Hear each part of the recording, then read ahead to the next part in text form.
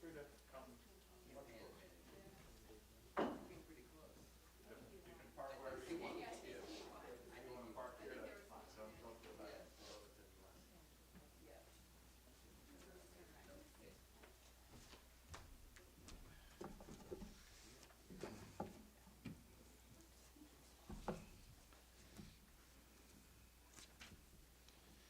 So the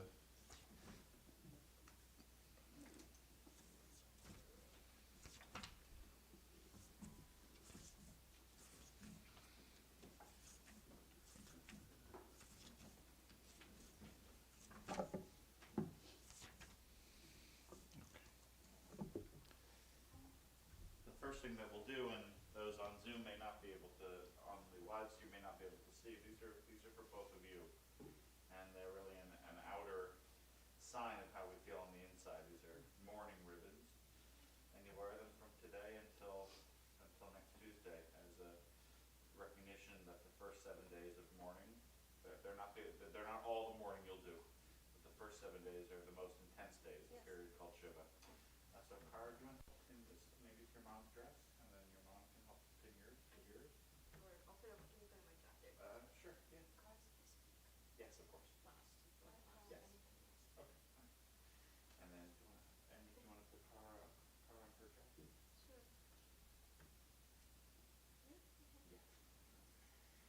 And then there's a custom to tear it as an outward sign of how we feel on the inside. So I'm going to tear it kind of going up. And there's a blessing that we say. Can you repeat after me in Hebrew? Baruch atah Adonai, say that. Baruch Eloheinu melech haolam, dayan ha'emet. And that, I'm going to step to the microphone so everyone online can hear. And that prayer that we just said is essentially a reminder to both of you that you're not alone. That there are a lot of people, who are here with us, and I hope everyone here knows how many others you're representing on a day like today. You're representing so many others, those who are with us on the live stream, and we're grateful that you're there with us. We see the cameras set up, and many of those in the family who live quite far, including cousins and relatives in Argentina, and in England, and in Israel, and in New York, in the city, and in Seattle, and elsewhere. I particularly want to, of course, recognize Mort and Janet, Amy's parents, as well as David and Stanley, who are in Seattle, who couldn't travel to be here, but they're very much with us in mind. You told me last evening when we had a chance to sit down. And Uncle Philip in France. Bonjour, Uncle Philip.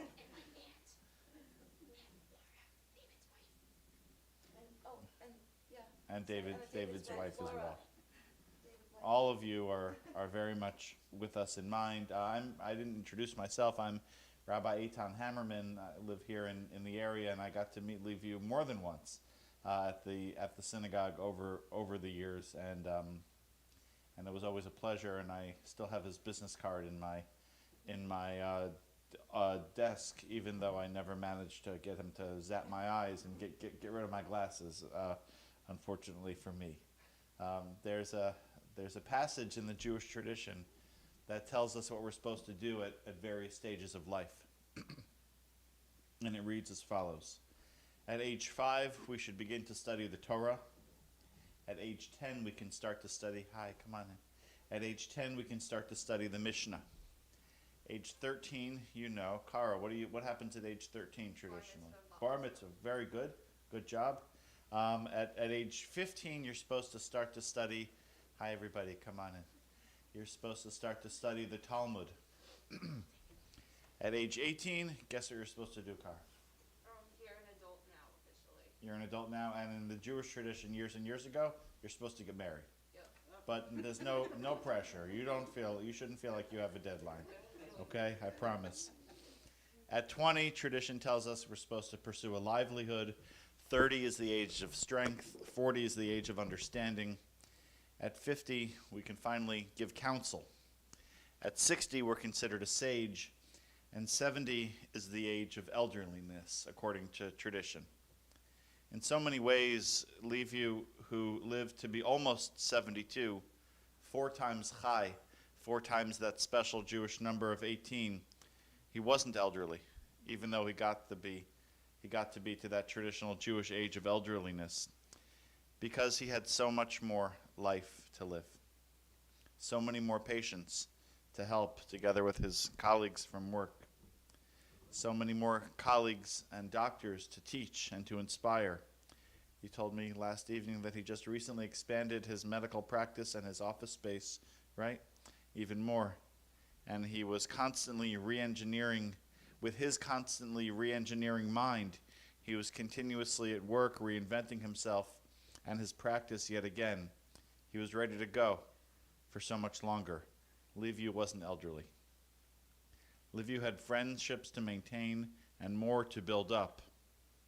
With the help of his dear friend Jose, who's here, he'd just gotten a price on a new for him though, not brand new, right?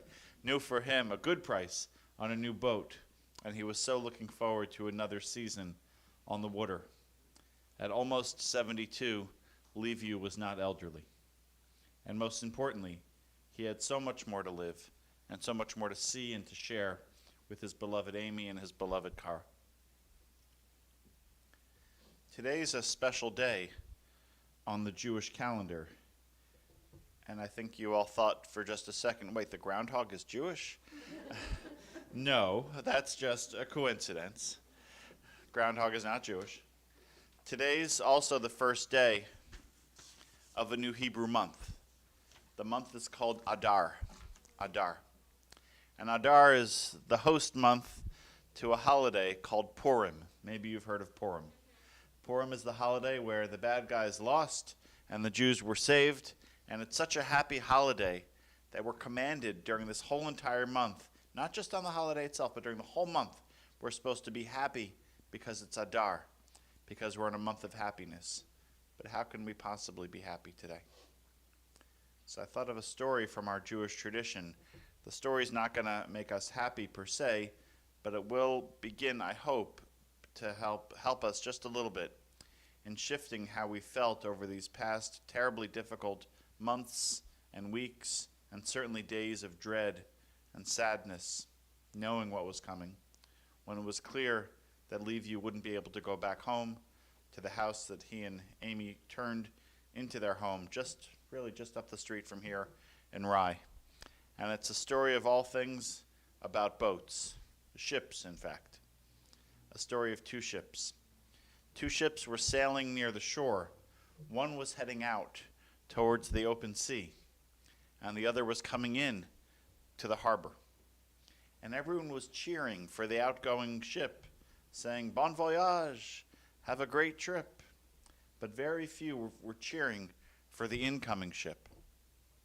A wise man saw the scene, and he felt it to be a great contradiction.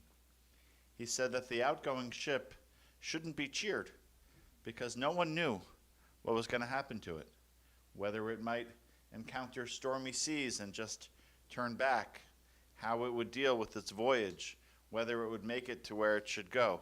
Why did it deserve any applause? But the wise man continued, everyone should cheer the incoming ship, because clearly it had finally reached its port, safely having concluded its journey. Liviu has concluded his journey. We weren't ready, and he certainly wasn't ready.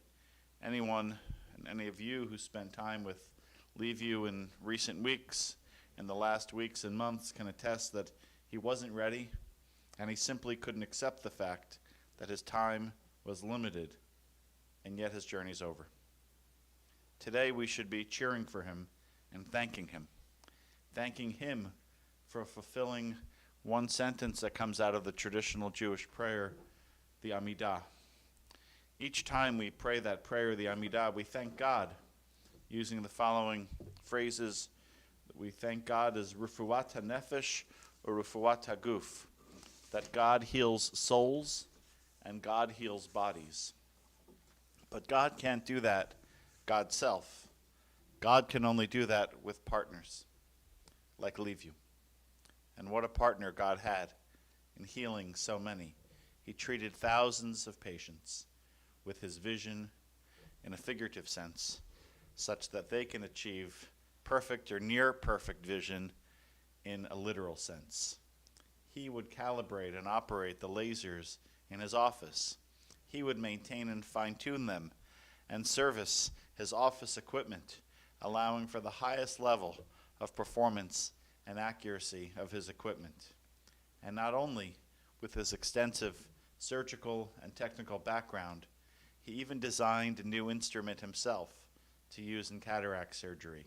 It's being manufactured, I understand now, for other doctors to help their patients too. Today, we offer cheers to Liviu, even amidst our tears. And we have to remind ourselves that Liviu didn't achieve his level of professional success by accident, by luck. It was the result of some very hard work, of him being so very driven. I believe you all know that Liviu was born in Bucharest in Romania and did some of his early education there. He moved to Israel, but he learned upon his arrival that it would be so very long until he finally be able to care for patients there. So when an opportunity arose, he grabbed it. A cousin you both shared with me last evening lived, of all places, in Dixieland, in South Carolina, where they say, "Shalom, y'all." And so this single Romanian man who had been brought from home in Romania, Bucharest, to Israel, moved a second time, this time alone, to South Carolina, a place he'd probably never even heard of, much less dreamt of. And a cousin took him in on the condition that he helped, you shared with me last night, take care of an elderly member of the family. And what did he do? He rose to the occasion. He took care of the family member, but he also put himself through college and earned a Bachelor of Science, cum laude, in electrical engineering from the University of South Carolina. And then once you're an electric engineer, what do you do with that? You go to medical school too. And that's what Liviu did. He should be cheered for all of that amidst our tears today. And I understand that Liviu and Amy have their good friend Charlie to thank for introducing them not once but twice, 5 years apart. The first time, there were no sparks. But the second time, the sparks flew, and a wedding took place not much longer after at the Yale Club in Manhattan. It's been 20 years now since that beautiful day, a day that you still remember and that we'll still remember with cheers, even amidst our tears today. Amy showed me her wedding album last evening. You all look so happy and so beautiful. Kara's missing, but all the other VIPs are there. And I'll encourage you to ask Amy to see their wedding album. And then, Kara, you finally arrived. You shared with me and you showed me last night a beautiful family photo, and I hope you'll show it to everyone who's here. A gorgeous picture on your phone of the three of you at your induction into the International Thespian Society. What a proud look on your father's face that day. Another day to recall with cheers amidst our tears. Amy reminded me last evening that this immigrant who left communist-controlled Romania to build a better future for himself also dabbled in politics, and I know that some of his political colleagues are here this afternoon. And he got more than 50,000 votes when he ran for state senate.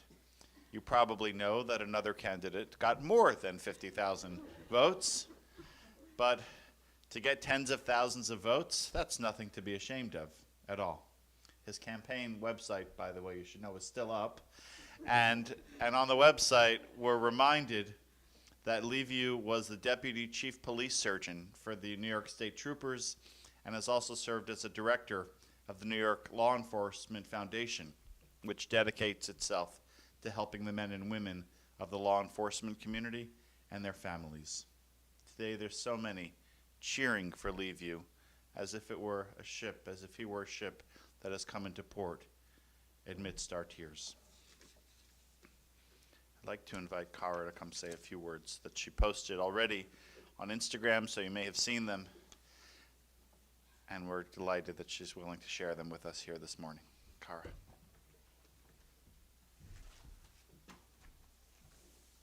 How does it work? Is it like this? You want to take the minute?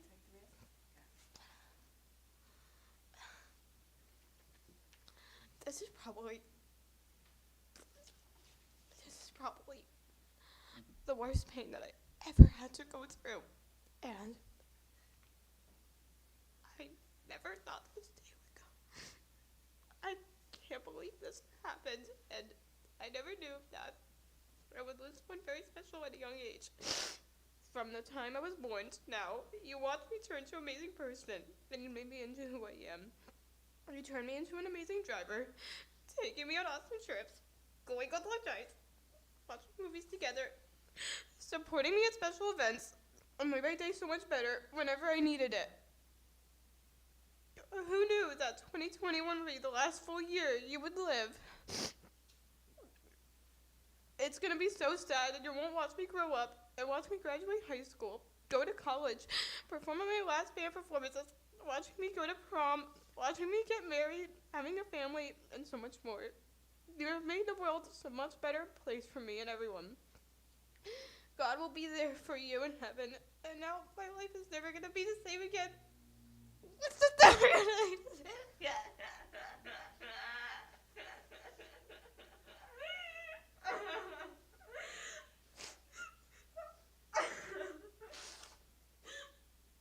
Thank you.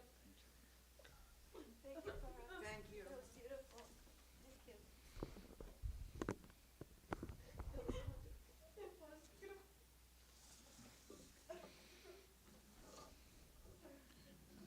Again, if you're on Instagram, if you know what Instagram is, you can read and reread what Cara said. I want to make sure everyone gets a chance to do so.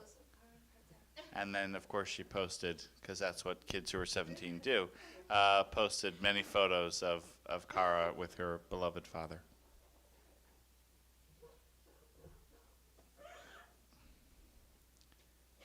In the Talmud, the Jewish book of law, which comes after the Torah, after the Bible, there's the following phrase: the tears shed at the passing of someone they call an Adam Kasher are so precious in the eyes of God that he counts each of them.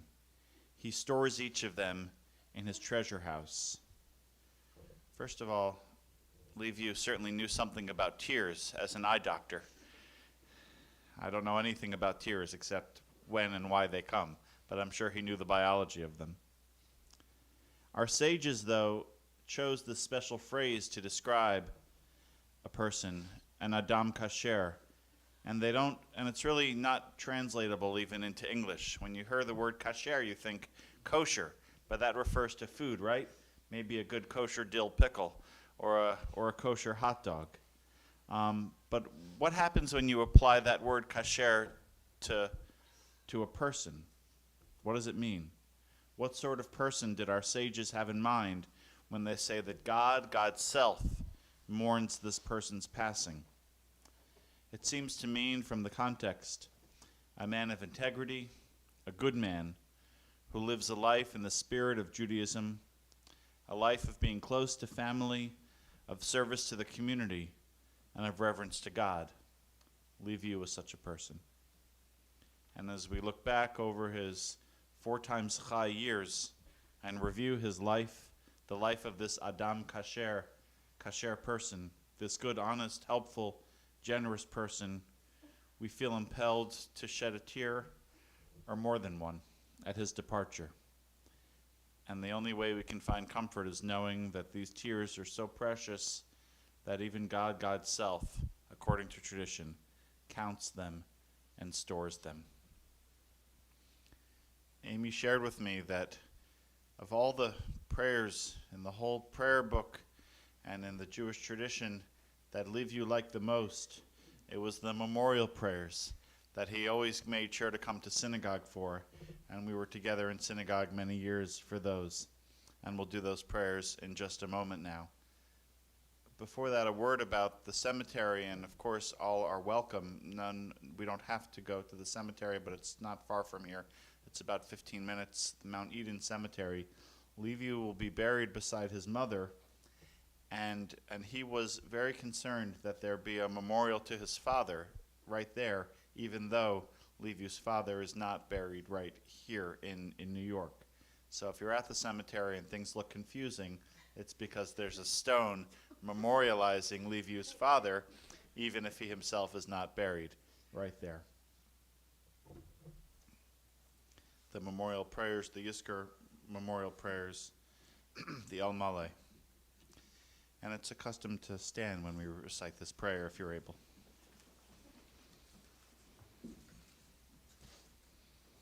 El Maleh Rachamim, Shochen Bamromim, Hametzeh Minucha Nechona, Tachat Kanfei Hashchina, Bemalot Kedoshim Utohorim, Kezor Harakia Mazirim, Et Nishmat Liviu, Saimovivi Shalach Lolamo, Began Eden Te Minuchato, Ana Balarachamim Hasir Beseter, Kenefech Olamim, Utzor B'Tzorechem Nishmato, Adonai Hu Nachalato, V'Yanuach, B'Shalom Al Mishkavo, V'Nomar Amen. Exalted and compassionate God, grant infinite rest in your sheltering presence, among the holy and pure, to the soul of Liviu, husband to Amy, father to Kara, who has gone to his eternal home. Merciful one, we ask that our loved one find perfect peace in God's eternal embrace. May his soul be bound up in the bond of life. May he rest in peace. Amen.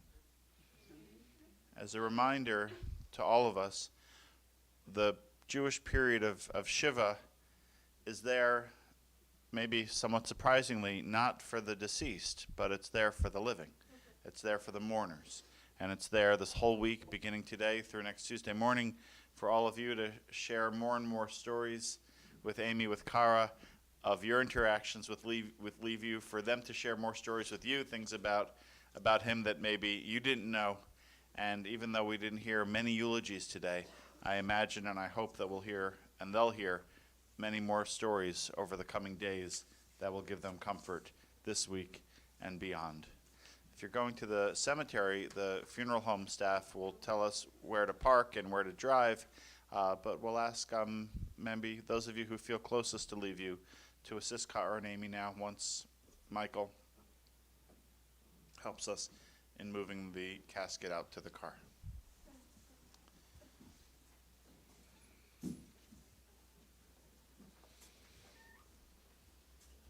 And again, we thank everyone who joined us online. Thank you, that was beautiful. Thank you. I never expected you to know. I don't know where you got some of the info, but it was perfect. Sitting on your couch. Just sitting on your couch. I can't believe I'm the only one who's spoke. Cara picked a beautiful casket. Yes. Cara picked this. Kara picked the right color wood and the right shine for carving. her dad. And the carving. Kara, do you want to help? Amy? Morton?